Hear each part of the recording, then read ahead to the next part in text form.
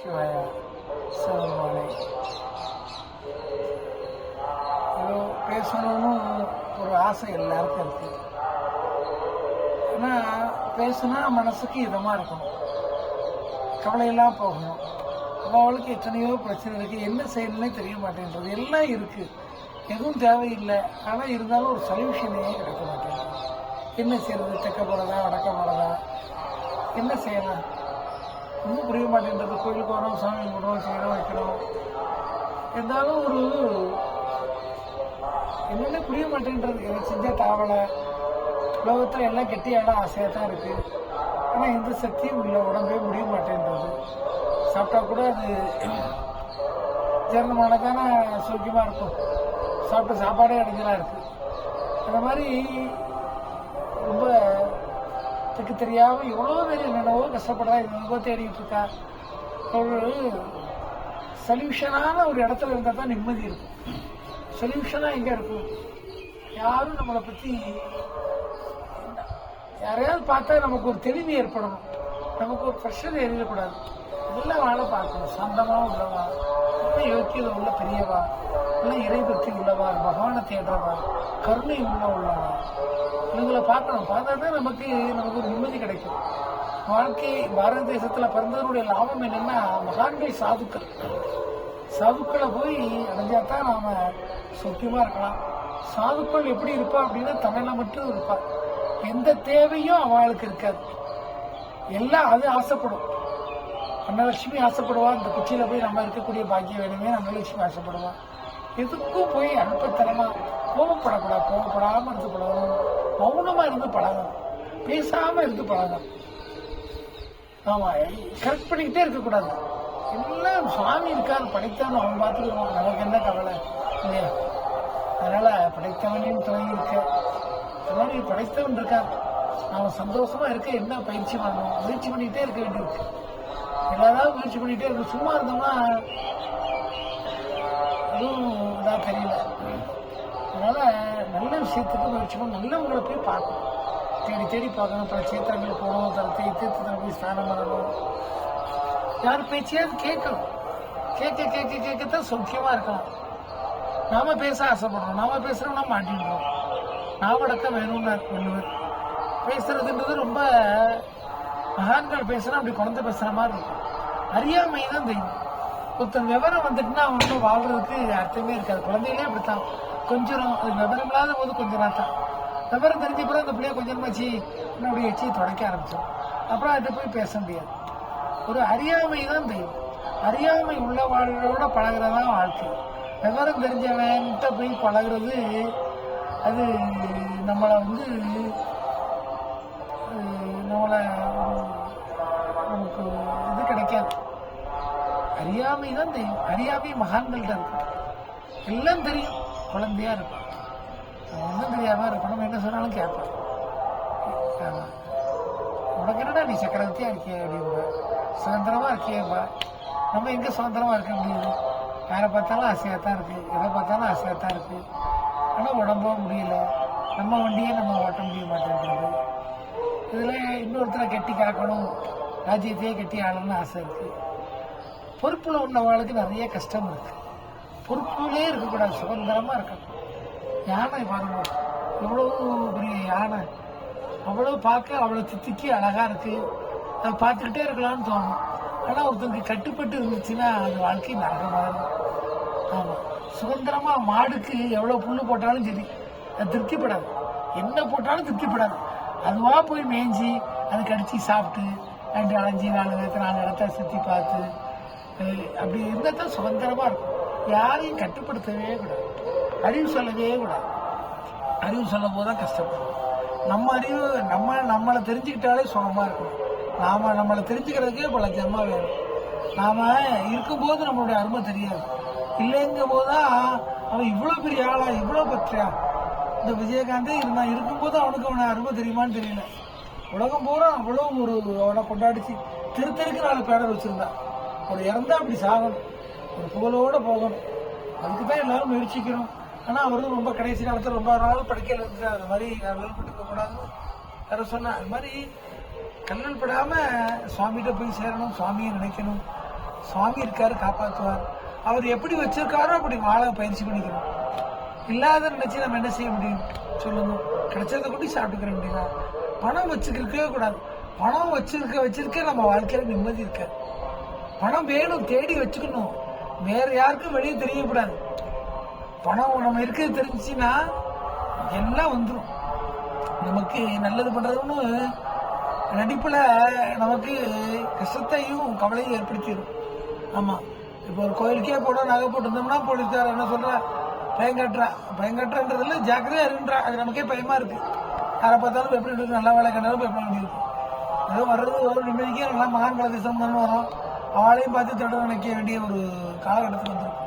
ஒன்றும் இல்லைன்னு நீங்க எதை பற்றி பையனை ஒன்றுமே இல்லை, என் பையனை ஒன்றுமே இருக்காது, கவலையாக இருக்க. யாரும் தூக்கிட்டு போனாலும் தூக்கிட்டு ரெண்டு பழைய இல்லையா, அங்கே ரெண்டு கணக்கு எடுத்து மாட்டிக்கலாம். அது மாதிரி சுதந்திரமாக ஏதோ பொருள் வச்சிருக்கே நிம்மதி இருக்காது. ஒன்றுமே இல்லாமல் கோயிலுக்கு வாங்க. ஆமாம், துட்டு வச்சிருந்தீங்கன்னா சுவாமிக்கு ஒன்றும் வேண்டாம், எல்லாம் அவன் படைச்சது. நாங்கள் வாங்கி கொடுத்ததுனால அவன் பசி தீர்த்துற போதில் நம்ம கஷ்டம் போகிறதில்ல. பணம் வச்சு வாழ்ந்தீங்க, பூ வாங்கினேன், அதை வாங்கினேன், இதை வாங்கினேன், எல்லாம் துட்டை பிடிங்கிறேன். எதுவுமே ஒரு கூலின்னா எல்லாருக்கும் கொடுக்கலாம். ஒருத்தருக்கு சாப்பாடு வேணும்னா பசிக்கு ஏதோ ஒரு 10 ரூபாய்க்கு 4 இட்லி வாங்கி கொடுத்தா சாப்பிட்டா பரவாயில்லை. நான் அப்படித்தான் இருப்பேன், இப்படித்தான் இருப்பேன், அவாவா கிரமம் சொல்ல ஆரம்பிச்சிடுவேன். ஒருத்தருக்கு இருக்கிற கொடுத்தா படுக்கிறத துணைக்கு போ, தனியாக படுக்க முடியாது, துணைக்கு ஆள் வேணுங்க. அப்போ அப்படி இப்போ ஒரு காலகட்டமாக இருக்கு. எல்லாரும் நல்லவர் தான், நல்லவனை ஆக்கிக்கணும். மனசுன்றது எப்படின்னா ஒரு பூமி மாதிரி. பூமி எப்படி இருக்கும்? எல்லாம் கிடக்கும், நல்லது கெட்டது எல்லாம் இருக்கும். நாம தான் இந்த இடத்த சுத்தம் பண்ணி தூத்து தொளிச்சு கோலம் போட்டு விளக்கேற்றி வச்சு ஒரு 2 பாட்டு பாடி, பாடும் படியே பணியாய் அருள்வாய் பாடணும். சாமியை பாடணும். பேசுனா குறை வந்துடும். ஏன்னு கேட்டா ஒருத்தர் பேசுறத ஒருத்தர் கேட்கவே மாட்டான். தர்மபுத்திரத்தை அவர் அப்பா பாண்டு கேட்கிறார் லட்சியபரிசத்துல, எப்பா உயிரை விடுறத காட்டிலும் கஷ்டம் எதிரானா, அடுத்தவன் சொல்றத சரின்னு சொல்ல மாட்டான். சொன்னா அவன் செத்து போயிடுவான். ஆமா, அப்படி ஒரு அந்த மனமாத சூழல இருக்கு. இவன் என்ன பேசுறது, இவனுக்கு என்ன யோக்கியத்தை இருக்கு, இவன் யோக்கியானா, இவன் சாமியானா அப்படின்பா. அடுத்த பேச்சை ஏத்துக்கவே மாட்டான். தான் பேசணும்பா, அதை எல்லாரும் கேட்கணும்பா. அதை எப்படி கேட்பா சொல்லுங்க? இப்போ வசிஷ்டர் இருந்தார். வசிஷ்டத்தை காமதேனு அவ மேலோகத்துல உள்ளவ, அவ வந்து குடியிருந்தா. விஸ்வாமித்திரருக்கு சாப்பாடு வேணும், தாகமா இருக்கே, அவரா வந்து தண்ணி கேட்டார். ராஜாக்கள் ஏதோ வந்துக்க தண்ணி கேட்டா தண்ணி கொடுத்தா. தண்ணி குடிச்சுட்டு தண்ணி நல்லா இருக்கு, இது எப்படி என்னன்னாரு. அவ விருந்தாடி இருக்கா என்னன்னா வாழ்ற, நம்ம ஒன்றும் பேச முடியாது அப்படின்ட்டார். அப்போ அவள்கிட்ட போய் சண்டை போட்டார். நீ எனக்கு வேணும்னாரு, நான் ராஜா, எனக்கு நீ சொந்தம் அப்படின்னாரு. அந்த மாதிரி ராஜாக்கள் கண்பட வாழக்கூடாது. ராஜாக்கள்ன்றவ என்னன்னா தெய்வத்துக்கு சொரூபம். ராஜானா எப்படி இருப்பான், ஜனகன் மாதிரி இருக்கணும். அவன் தான் ராஜா. எந்த பொறுப்பும் தன் கையில வச்சுக்க கூடாது. எல்லாம் சுவாமி பார்த்துக்கிறாருன்னு இருக்கணும். மகான்கள் சொல்றதை கேட்கணும், ராமாயணம் கேட்கணும், பாரதம் தெரியணும், அவளும் கதை சொல்லணும். அவ பேசக்கூடாது, பேசுறது அழகா இருக்காது. இப்ப அவ பிரதிநிதியை தான் சிங்கம் ராஜா. சிங்கத்தோட பிரதிநிதி தான் நாய். சிங்கத்தோட மலம் தான் நாய். அந்த நாய் தான் ராஜ்யமாலும். நாய் பேசுனா என்ன ஆகும் சொல்லுங்க? நாய் பேசுனா ஊழையிடுதுன்னு அர்த்தம். ஊழையிட்ட நாட்டுக்கே அழிவுன்னு அர்த்தம். அதனால நாய் இருக்க இடத்துல இருக்கக்கூடாது. ஒரு இடத்துல காவல் இருந்தா அந்த இடத்துல இருக்கவே கூடாது, ஒதுங்கிடணும். அந்த இடத்துல இருந்தோம்னா நம்ம கைதி ஆயிரும், நமக்கு ஜெயில் தான். காவல் எங்க இருக்கோ அங்க போகவும் கூடாது, இருக்கவும் கூடாது. நானும் எத்தனையோ மடங்கள், சின்ன சின்ன மடங்களா இருக்கும், அங்கங்க போய் தங்குவேன். பிறகு அங்க வசதிகள் நிறைய வந்துடும், பாதுகாப்பு போட்டுருவோம். அந்த இடத்துல போகவே கூடாது. எங்க பாதுகாப்பு இருக்கோ அங்க போனோம்னா நம்மளதான். அங்க தப்பு பண்றவனெல்லாம் பிடிக்க மாட்டான். தப்பு பண்றவனை யாரும் பிடிக்க போறாளோ பிடிக்க மாட்டான்.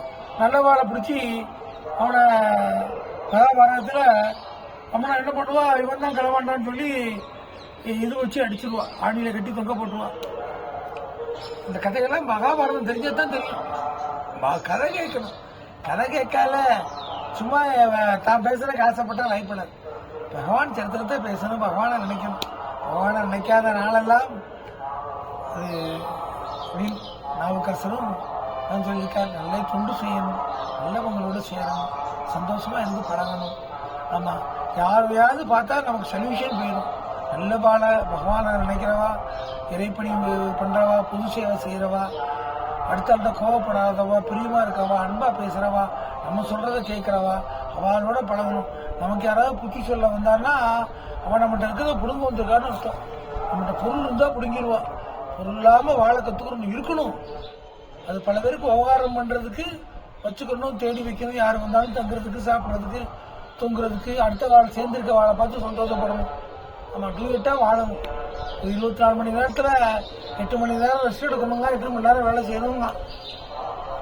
பாக்கி 8 மணி நேரம் சந்தோஷமா இருக்கணும். சாப்பாட்டி 8 மணி நேரம் எப்படி இருக்கணும்?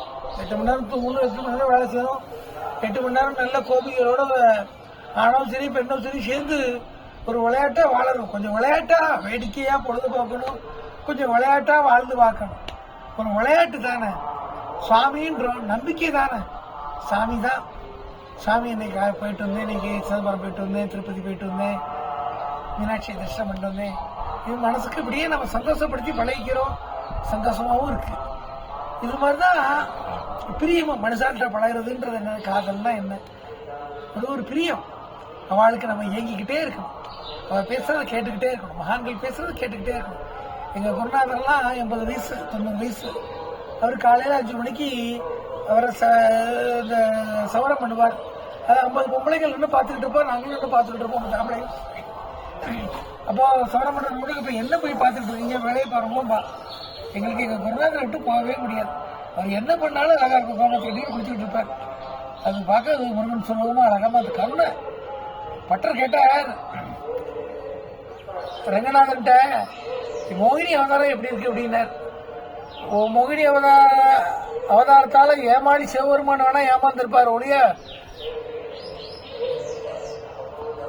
அந்த அவதாரத்துல எங்க அம்மாவுடைய ஒரு கருணை கொஞ்சம் கூட வரலையேன்னார். அம்மான்றவ கருணை உள்ளவா.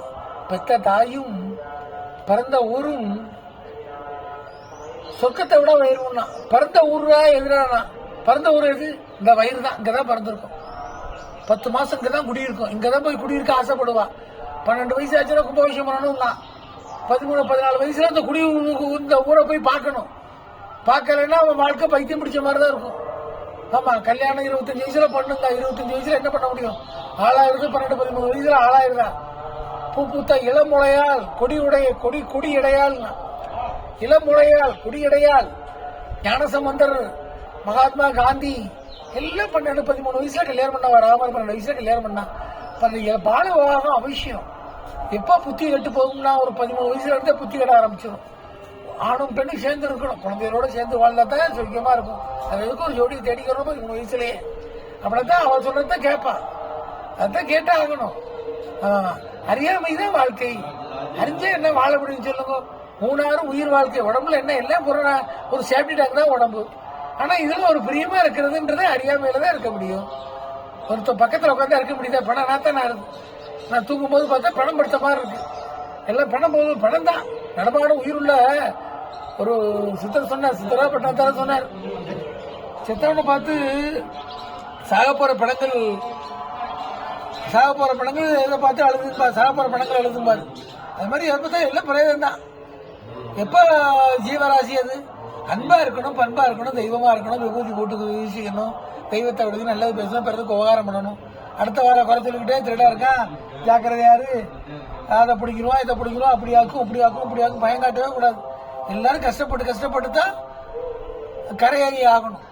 நம்ம விழுந்து எந்திரிக்கணும், கஷ்டப்படணும். கஷ்டப்படாம அறிவு ஆற்றலே இருக்காது. கவர்மெண்ட் ஸ்கூல்ல படிக்கிற பிள்ளைகள் நல்லா இருக்கும். ஏன்னா எல்லா பையனோடையும் பழகுது. அது நல்லபடியா தேர்ந்து வந்துடும்.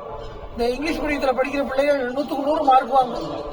தன்னை விழுந்தா எந்திரிக்க தெரியாது, தனக்கு ஒரு காப்பி போட்டு கொடுக்க தெரியாது, 10 ரூபாய் பணத்தை பத்திரமா வைக்க தெரியாது. அதுக்கெல்லாம் அதிகாரிகளா போகும். படிச்ச அதிகாரி அதுக்கு இப்ப எப்படி வாழும் சொல்லுங்க? தன்னை காப்பாற்றி வேலைக்காரன் போய் அடிமையா இருக்கும். அவன் சொல்றதை கண்டுக்கிட்டு இருக்கும். நம்ம எல்லாம் தெரியலன்னா வாழ முடியாது. எல்லாரும் நல்லா வாழா. நம்மகிட்ட அறியாம இருந்தா எல்லாரும் நம்மளை கோமாளி ஆக்கிடும். அதனால கற்றாரை காப்பொருவர்னா நல்லவன் தான் தெரிஞ்சுக்கிற முடியும். வீணா போனவன் தெரிஞ்சுக்கிற முடியாது. நல்ல குளத்துல பிறக்கணும். நல்ல குளம்னா என்னன்னா யாரையும் பார்த்து சந்தோஷப்பட தெரியறதுன்னா உயர்ந்த குளம். ஒன்று எங்கள் ஜாதியே, ஒன்று எங்கள் நீதியே, உழைக்கும் மக்கள் யாவரும் ஒருவர் பெற்ற மக்களே. அங்க உழைக்கணும். உழைப்பு இல்லாதவன் அத்தனை பேரும் திருடன் தான். இன்னைக்கு ஆளுவாவது உழைச்சி பார்த்துருக்கீங்களா? என்ன மாதிரி உட்காந்து எல்லாரும் புத்தி சொல்லணும்னு ஆசைப்படலாம். எல்லா பேரும் அவன் யோசனை கேட்டு நடக்கணும்னா உழைச்சது வேறு சிந்தா உழைக்கணும், பாடுபடணும், உழைப்பு இருக்கணும். உழைப்பு இல்லைன்னா அவன் என்ன மனிதன் சொல்லுங்க?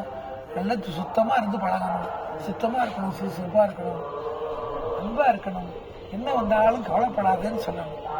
சுவாமி இருக்காரு காப்பாற்றுவாருங்க. எங்க போனாலும் சரி பயம் காட்டிக்கிட்டே இருக்க, அப்படி போ இப்படி போ, அடுத்தால விரட்டவே கூடாது. அடுத்தால அவன் பகவான் இருக்கான், உனக்கு என்ன சொந்தம் சொல்லு.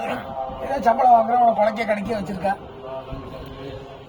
இது கடிக்கிறதுனாலையும் குலைக்கிறதுனாலும் என்ன ஆகுது? உன் குடும்பம் வீணா போயிடும். அடுத்தால அந்த மாதிரி சம்பளத்துக்கு போய் வேலை செய்யவே கூடாது. சுதந்திரமா வேலை, சுதந்திரமா இருக்கும். கிடைச்சதை கொண்டு வாழை கற்றுக்கணும். அடிமை வேலை பார்க்கறதுன்றது இது ரொம்ப நம்ம புத்தியை கடன் கொடுத்த மாதிரி. அவன் சொல்றதை கேட்டுக்கிட்டே இருக்கிறது. அவனுக்கு என்ன அறிவு இருக்குன்னு சொல்லுங்க.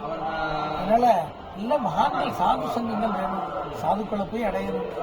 தர்மிஷ்டமா இருக்கணும், தெய்வாம்சமா இருக்கணும். தெய்வம் மனிதன் உடல்ன்றது சாப்பிடுற பொருள்.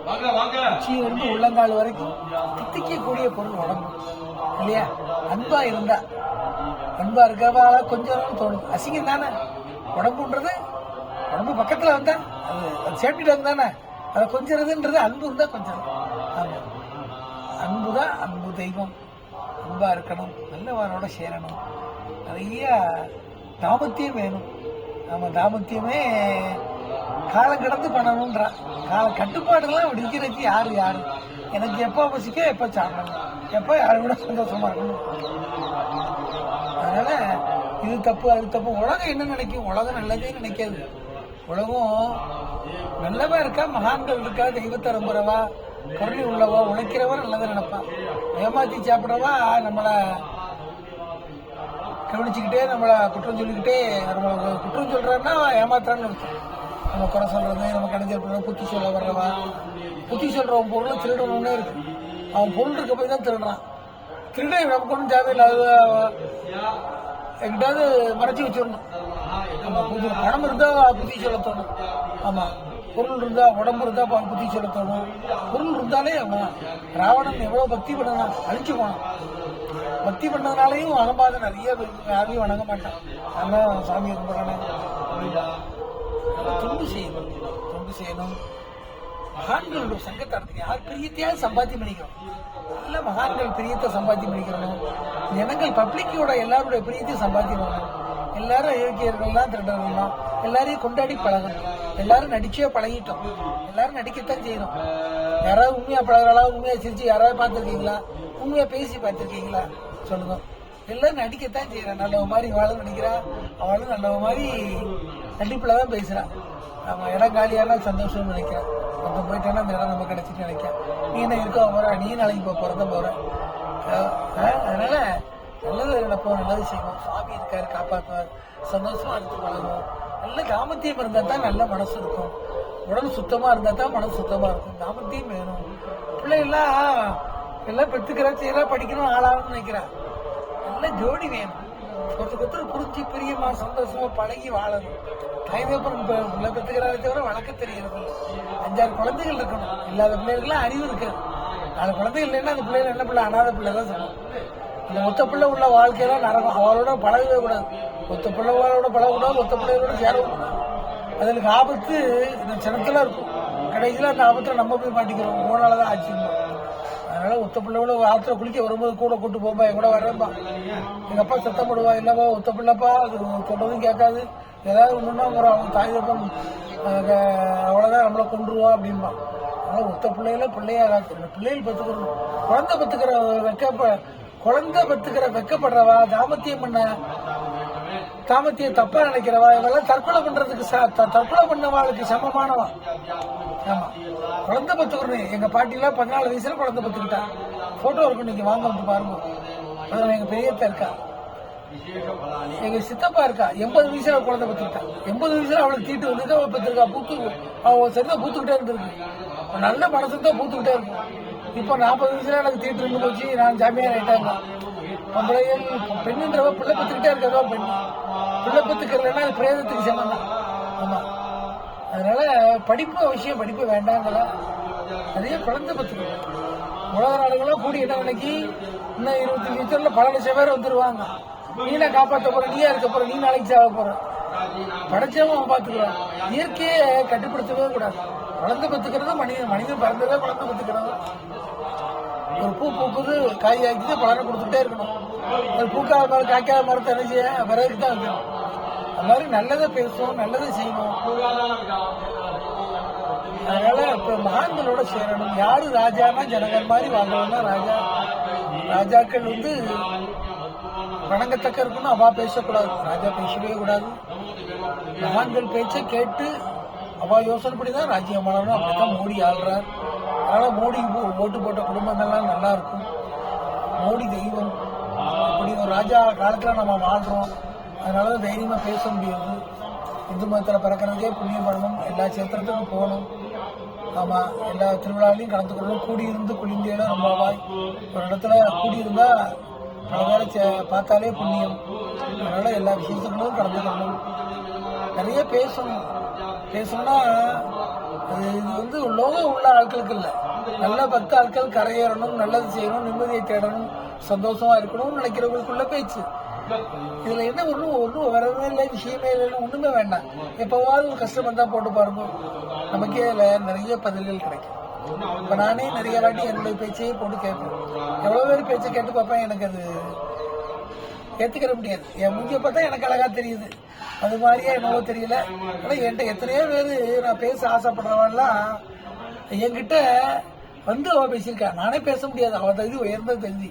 அவன் என்கிட்ட நல்லா பேசியிருக்கீங்களே, என்ன பேசுங்களேன் அப்படின்றான். அதனால என் பிள்ளைகள், என் பேரம்பேத்திகள், என் ஆயுஷ்க்கு அப்புறமும் சரி, இந்த பிள்ளைகள் இந்த பேச்சை கேட்டு அதுகள் நாளைக்கு நல்லது செய்யணும், நல்லது பண்ணணும். அடுத்தவாளோட இம்சப்படுத்தக்கூடாது. கூலி கிடைக்கிறன்றதுக்காக 4 பேரை போய் குலைக்கக்கூடாது, கடிக்கக்கூடாது, ஊழையிடக்கூடாது. ஊழையிடுறதுன்னா பேசுறது தான். இந்த கூலிக்கு அவள் பேசுறான். அவ பேச்சுக்கு அவளை குறை சொல்லலை. யாரு அவள் என்ன வேற வெளியாளா? எல்லாம் என் உடம்புல இருந்து வந்த பிள்ளைகள் தான். பாரத மாதாவோட பிள்ளைகள் தான். எல்லாரும் ஒரு தாய் வைத்த பிள்ளைகள் தான்.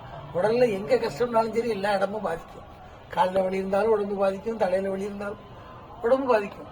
அதனால எல்லாரும் பாரத மாதாவுடைய பிள்ளைகள் எல்லாரும் நல்லதே செய்வோம், நல்லா இருப்போம், சந்தோஷமா இருந்து பழவோம், சந்தோஷமா ஏன்னா கிடைச்சதை கொண்டு வாழுவோம். கிடைக்காத கொண்டு ஒன்றும் பண்ண முடியாது. தாமத்தியம் வேணும். யாரும் தாமத்தியம் இல்லாம வாழவே கூடாது. அவாவா சேர்ந்து வாழணும். இல்லையா இன்னொருத்தரோட சேர்ந்து வாழ கற்றுக்கணும், வாழணும். இது தர்மம் அது இதுன்னு குறை சொல்றவா 1000 சொல்லிட்டு போவா. நமக்கு ஒரு பாதுகாப்பு வேணும். ஒருத்தர் பேச்சு துணைக்கு வேணும், பொருள் உதவிக்கு வேணும், அழகானவா வேணும். ஒருத்தரை பார்த்தா நிம்மதியா இருக்கணும். ஒரு பெண்ணு இருந்தா பார்த்துக்கிட்டே இருக்கலாம், ரசிச்சுக்கிட்டே இருக்கலாம், மேக்கப் பண்ணிக்கிட்டே இருக்கலாம். ஒரு பூ வச்சு அழகா அம்பாள் சுலபமா இருப்பாள், கருணையா இருப்பாள். கருணை உள்ளவதான் பெண்ணு. கோவப்படுறத பெண் இல்லை, பேய் தாடகைன்னு இருக்கும். கோபம் வரணும். எப்போ வரணும்? பள்ளியறையில வரணும். ஒரு புருஷன் 2 பேரும் இருக்கும்போது சண்டை போடணும். நீயா நானும் போட்டி போட்டு தாமத்தியம் வரணும். அதுல அங்க கோபம் வரணும். அங்க வரமாட்டேங்க.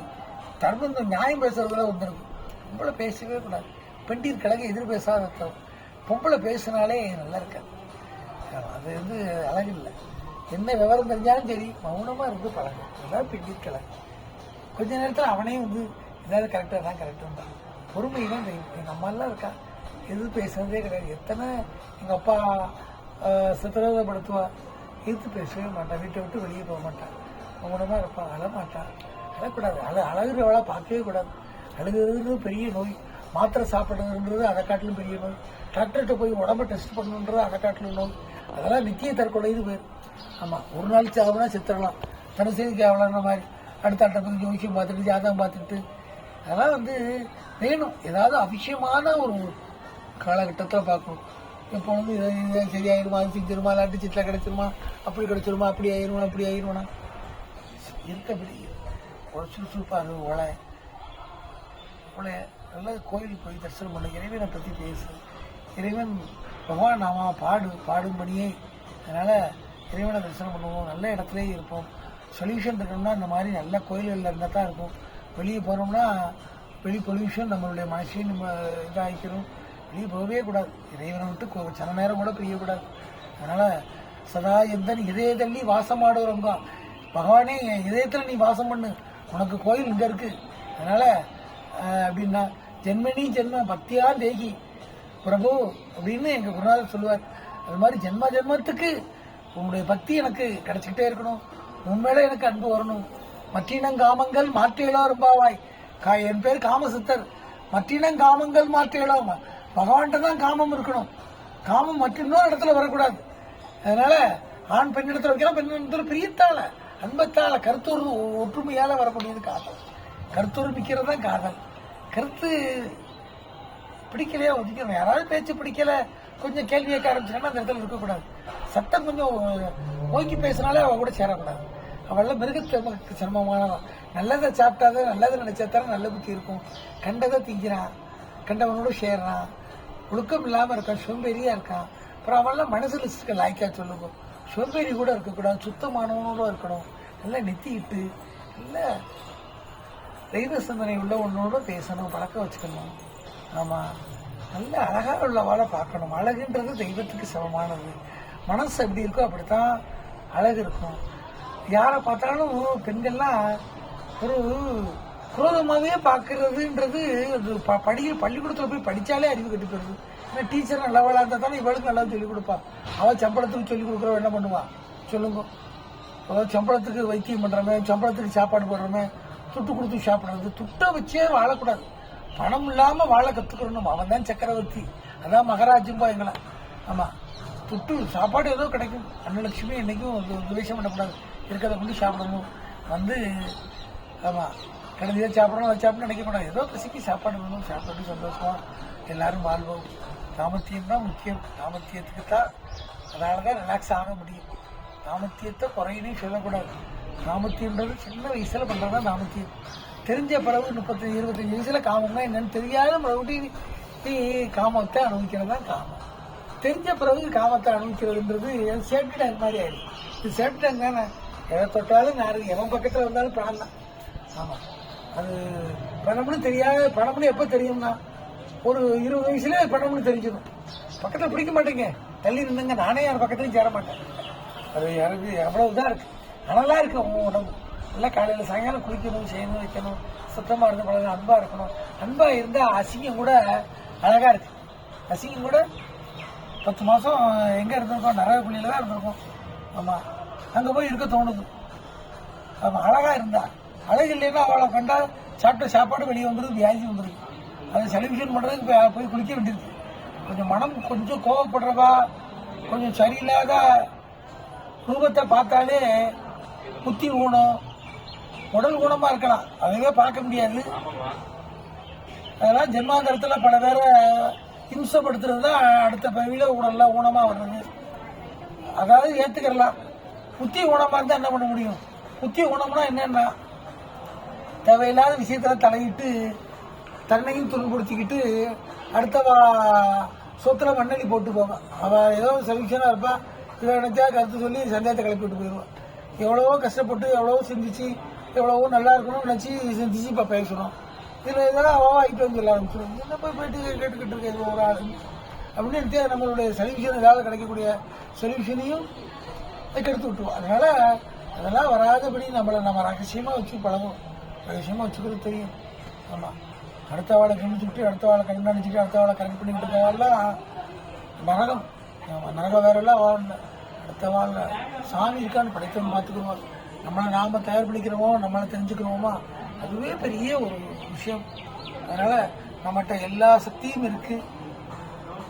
விலைமதிக்க முடியாத பொருள் நம்மளுடைய ஜீவன், உடல், பொருள், ஆவி, புத்தி எல்லாம்.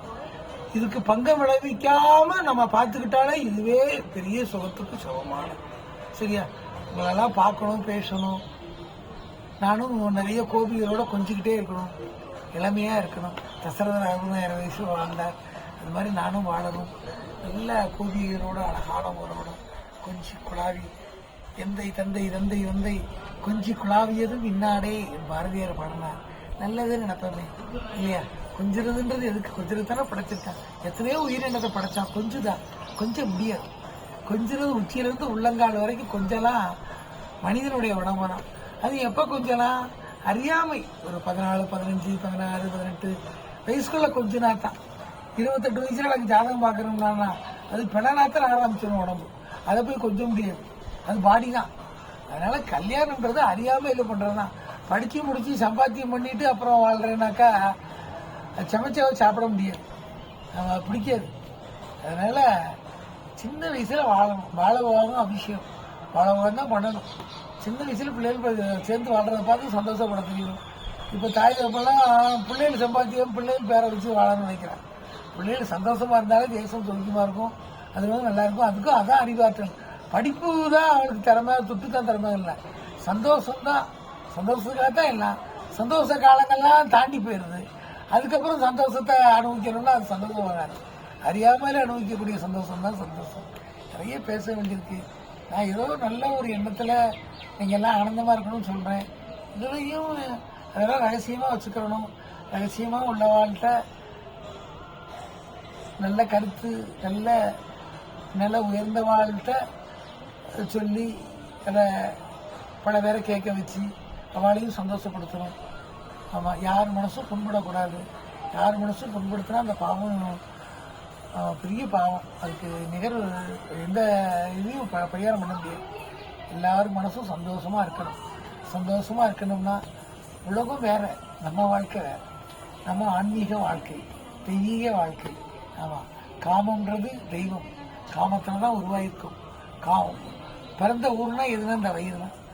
அது 12 வருஷத்துக்கு ஒரு கோயில் கும்பாபிஷேகம் பண்ணணும்னா 14-15 வயசுலாம் ஒரு ஆணோ பெண்ணோ இதுக்குள்ளே குடியிருக்கணும்னு தான் ஆசைப்படுவோம். ஆமாம், அந்த கருவறைன்றதான் தெய்வம் இருக்குது. தெய்வம் அங்கே இருக்குது, இங்கடாண்டா இருக்குது, இதாண்டா தெய்வம், உப்பு தாண்டா தெய்வம். அதை விட்டுட்டு ஏதோ தெய்வம்னு சுகம்ன்றது தெய்வம்ன்றது கண்ணை பார்க்க, காது கேட்கு, வாய் பேசுறது. யாரும் உள்ள தெய்வம்ன்றது அட்டிச்சுட்டு இருக்கு. சூரியன் ஒதுக்கி, வெயில் அடிக்கி, மழை பெய்யுது, பூமி விளையுது.